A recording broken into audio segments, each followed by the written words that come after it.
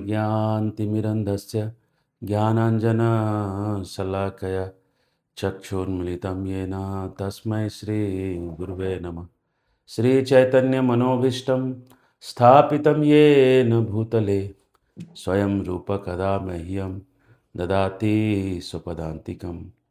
वन्देऽहं श्रीगुरो श्रीयुतापदकमलं श्रीगुरून् वैष्णवांश्च श्रीरूपं साग्रजातं सहगना रघुनाथान्वितं तं सजीवं सावद्वैतं सावधूतं परिजनासहितं कृष्णचैतन्यदेवं श्रीराधाकृष्णपादान् सहगना ललिता श्रीविशाखान्वितांश्च नमो विष्णुपदाय कृष्णप्रेष्ठाय भूतले श्रीमते भक्तिवेदांत स्वामिनिति नामिने नमस्ते सरस्वती देवे गौरवाणी प्रचारिणे निर्विशेष शून्यवादी पाश्चात्य देश तारिणे श्री कृष्ण चैतन्य प्रभु नित्यानंद श्री अद्वैत गदाधर श्रीवासादि गौरभक्तवृंद हरे कृष्णा कृष्ण कृष्ण हरे हरे हरे राम राम राम हरे हरे। तो तत्व संदर्भ के इस कक्षा में सबका स्वागत करते हैं। और हम लोग अनुच्छेद 35 तक पढ़ चुके हैं। पिछले बार हम लोग देख रहे थे कि कैसे परम सत्य जो है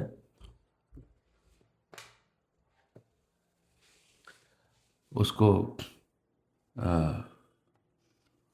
उसका जो रूप है, जो जो ब्रह्म भी उसका एक रूप है, ब्रह्मेति परमात्मेति भगवान इति शब्द थे। तो उसके ऊपर जो मायावादी, जो निराकारवादियों का जो तत्व ज्ञान है, उसके ऊपर चर्चा चल रही थी। तो इसके ऊपर हम लोग बढ़ते हुए आज आ रहे हैं, अनुच्छेद 36 पे आ रहे हैं। तो इसके पहले कि हम लोग कुछ चीज़ें समझें, एक दो टेक्निकल चीज़ों को समझना होगा। कुछ टेक्निकलिटीज़ हैं जिसको पहले समझते हैं।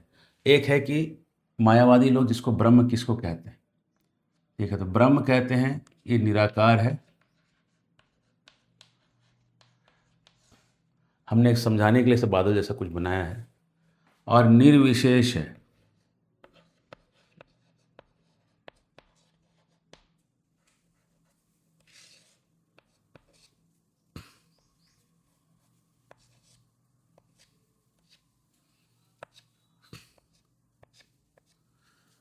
ठीक है, निराकार है और निर्विशेष है ये जो ब्रह्म है। और कहते हैं जो अद्वैतवादी हैं उनका कहना है कि माया जो है इस पर एक्ट करती है और माया जो है उपाधियों के द्वारा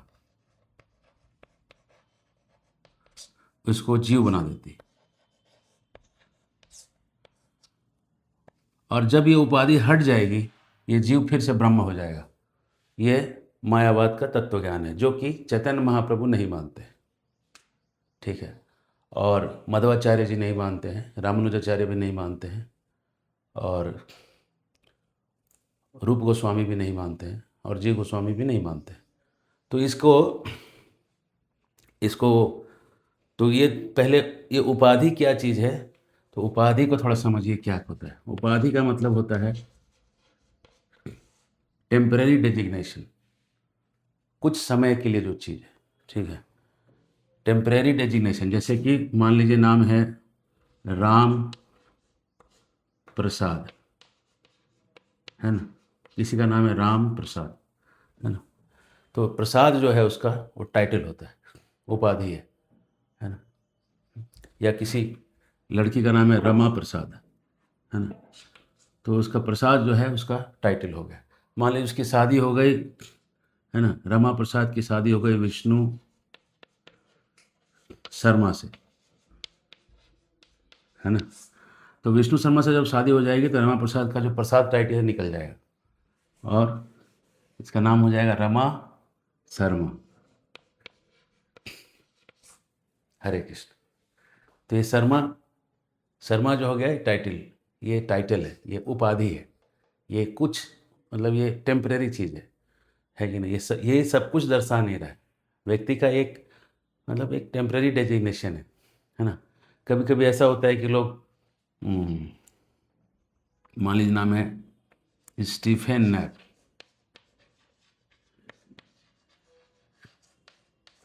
है ना?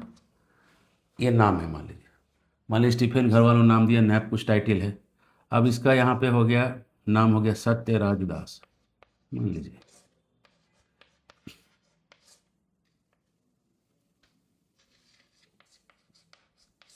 ठीक है, तो ये नाम बदल गया। तो समझ रहे हैं ना? तो ये सब जो चीज़ें बदल सकती है वो उपाधि, जो बदल जाती है वो उपाधि है। टेम्परेरी डेजिग्नेशन, उसको उपाधि कहते हैं। ये उपाधि समझना जरूरी है ना? या इसको पहचान कहते हैं। एक टेम्परेरी पहचान है, टेम्परेरी ये पहचान है, परमानेंट नहीं है। इसको कहते हैं उपाधि, है ना? और ये टेम्परेरी है मतलब ये सच्चा नहीं है, फॉल्स है। ठीक है, हरे कृष्ण, क्लियर है ये? तो ब्रह्म जो था, ब्रह्म जो है, ब्रह्म में उपाधि लग गई और ब्रह्म जो है जीव बन गया, ऐसा कहते हैं। ठीक है, तो ये कैसे हुआ, इसको कहने के लिए माया जो अद्वैतवाद है उसके पास दो थ्योरी है, बहुत फेमस दो थ्योरी है। एक थ्योरी है परिच्छेदवाद, परिच्छेदवाद। ये क्या कहता है? ये ब्रह्म जो है एक आकाश है, आकाश के जैसा है। मान लीजिए आकाश, ये है आकाश, आकाश से तुलना किया ब्रह्म का। और जीव जो है वो एक घड़े के जैसा है। ये घड़ा जो है उपाधि है और घड़े के अंदर में जीव है। ठीक है, आकाश है, पूरा पूरा बादल आकाश है। और ये हमने यहाँ लिमिट किया है, लिमिट है नहीं, मैं पूरा समझ लीजिए सब में आकाश ही है, ऐसा है आकाश। ठीक है, और इसमें एक घड़ा है, तो घड़े से लगता है कि आकाश कट गया, लेकिन आकाश एक्चुअली कटता नहीं है। जैसे घड़ा को फोड़ने के बाद मान लीजिए घड़ा टूट जाए, ये घड़ा हम तोड़ दें, तो घड़े का अंदर का आकाश और घड़े का बाहर आकाश लगता है कि एक हो गया, लेकिन ये पहले ही से एक था। अब आप बोलेंगे ये समझ में नहीं आ रहा है, ये बहुत कठिन है समझने के लिए। ठीक है, लेकिन फिर भी मैं आपको समझाऊंगा, ये मेरा कर्तव्य है। और नहीं समझे तो मेरी गलती। ठीक है, समझ गए तो आप होशियार। देखिए, इसको समझने के लिए इसको मिटा देते हैं। समझ लीजिए कि आप जीपीएस यूज करते हैं मोबाइल की। ठीक है, हाँ? अब मान लीजिए उसमें देखिए हजारीबाग, ऐसा देखिए गूगल में ऐसा आता है साइन, ऐसा करके एक साइन आता है जीपीएस का, है ना? मैप्स का साइन आता है, देखिए ऐसा करके। तो इसमें मान लीजिए कि आपने हजारीबाग देखा। ठीक है, तो हजारीबाग का कोऑर्डिनेट्स होता है, जैसे ये धरती है ना, धरती पे भारत है। ठीक है, भारत में समझ लीजिए कि जहाँ झारखंड है, झारखंड के अंदर में एक हजारीबाग शहर है। तो मान लीजिए कि ऐसे ऐसे लाइंस होते हैं, है ना, अक्षांश और देशांतर, है ना? तो ये अक्षांश है और ये देशांतर है। ठीक है ना, ये सब लाइंस खींचे हुए हैं धरती पे, है ना? जैसे कि रांची जाते हैं हजारीबाग से, तो कर्क रेखा आती है बीच में, वहाँ पे टोल के पास में आता है कर्क रेखा। तो वहाँ पे लिखा रहता है आप मुस्कुराइए क्योंकि आप कर्क रेखा से पार कर रहे हैं। समझ रहे हैं? तो समझ लीजिए कि 23.5 डिग्री कर्क रेखा है। कर्क रेखा में समझ लीजिए कि आप रांची के पास गुजरे, समझ लीजिए कि एक कर्क रेखा है, ये हजारीबाग है, ये रांची है, ये कर्क रेखा चल रहा है ना? ये कर्क रेखा पार हुआ, आप कार से हजारीबाग से निकले, आप रांची गए। ठीक है, टोल पार किए और ये कर्क रेखा पार किया, और आप देखें हंसना है तो आप हंस दी। ठीक है, अब समझ लीजिए कि ये रोड को तोड़ दिया गया। ठीक है, ये रोड को अब तोड़ दिया गया। अब ये रोड समझ लीजिए कि रोड यहाँ नहीं रहा, है ना? रोड को निकाल के रांची से ऐसा रोड बना दिया गया। ठीक है, अब यहाँ रोड है ही नहीं, तो क्या ये कर्क रेखा हट जाएगा वहाँ से? कर्क रेखा हटेगा कि वहीं रहेगा? अब समझ लीजिए कि यहाँ पे एक घर बन जाए, एक हॉस्पिटल बन जाए बड़ा, तो कर्क रेखा अभी भी तो उसी से गुजर रही है। आप समझ रहे हैं बात को, है ना? तो ऐसा लग रहा है कि कर्क रेखा को इस हॉस्पिटल की बिल्डिंग ने तोड़ के दो कर दिया है, इधर की रेखा अलग, उधर की रेखा अलग, लेकिन टूटा नहीं है, कर्क रेखा अभी भी उसी से जा रहा है। तो जीपीएस कोऑर्डिनेट्स जो हैं वो बिल्डिंग बनाने से बदलते नहीं हैं, समझ में ना? ये जीपीएस कोऑर्डिनेट के जैसा है, और ये जीपीएस कोऑर्डिनेट्स कुछ नहीं है, आकाश को रिप्रेजेंट कर रहा है, आकाश तत्व को रिप्रेजेंट कर रहा है। ये हर जगह है।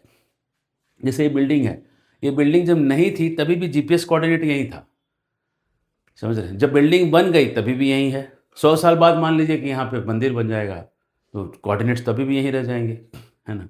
जीपीएस कोऑर्डिनेट चेंज नहीं होंगे, वो आकाश तत्व है। तो वैसे ही ये घड़ा जो है, ये घड़े के अंदर से आकाश पहले से भी पार हो रहा है, ये सूक्ष्म तत्व है।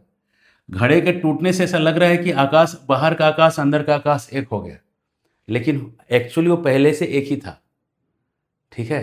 तो मायावादी लोग, मायावादी तत्व ज्ञान जो है इस परिच्छेदवाद को सपोर्ट करता है, कहता है कि इसलिए ये चीज़, ये जो ब्रह्म जो है, जो आकाश जो है ब्रह्म के जैसा, ये जो है वो उपाधियों के कारण जीव बनता दिखता है, लेकिन हुआ एक्चुअली नहीं है। वो जीव और ब्रह्म अभी भी एक ही है। उपाधि जैसे टूट जाएगा, जीव और ब्रह्म एक हो जाएंगे, ऐसा ही कहते हैं जो चैतन्य महाप्रभु नहीं मानते, ठीक है? अब हम वो देखेंगे कि क्या गलत है, वो बाद में देखेंगे, पहले समझिए कि क्या है ना? और ये जो परिच्छेदवाद को देने वाले थे वाचस्पति मिश्र,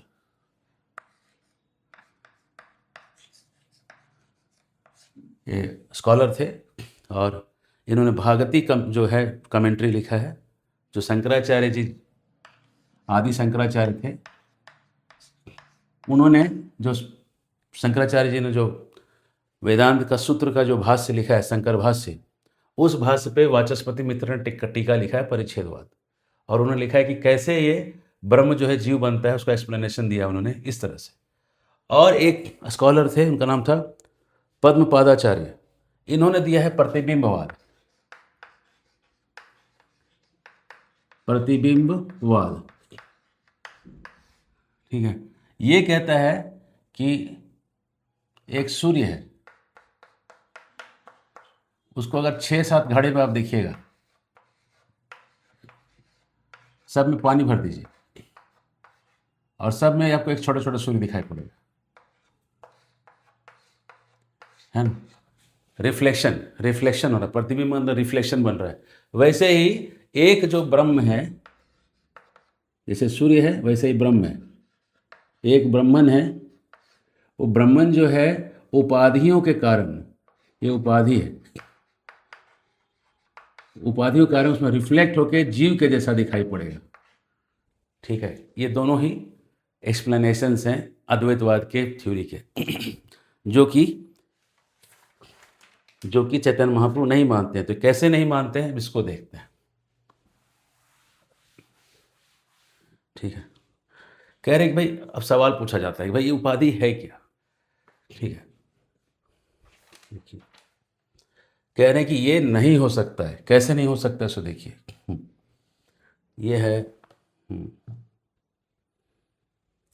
हाँ, ये है गीता का 13वां अध्याय का 13वां श्लोक, ठीक है? ये कह रहा है, गेयम यत प्रवक्ष्यामि यत ज्ञात्वा अमृत अश्नुते अनादि मत परमं ब्रह्म न सत न असत उच्यते। कह रहे हैं कि ये जो ब्रह्म है, ये अनादि है, आत्मा भी अनादि है। मतलब बोले, अरे इससे आपके थ्योरी को क्या सपोर्ट मिल रहा है? समझिए क्या हुआ। जैसे कि समझ लीजिए एप्पल है, एप्पल है, एप्पल को हमने एक चाकू लाया, चाकू से हमने एप्पल को काट दिया, ठीक है? अब बन गया ऐसा एप्पल,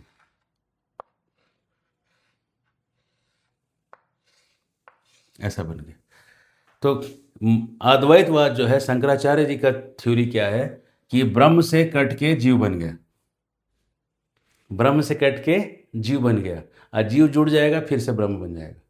ठीक है। गीता कहता है कि जब अनादि है दोनों, दोनों का कोई आदि नहीं है, कोई शुरुआत नहीं, कटेगा तो शुरुआत हो गया ना, फिर कटेगा तो शुरुआत हो गया ना, मतलब 0 मिनट में नहीं था, 10 मिनट में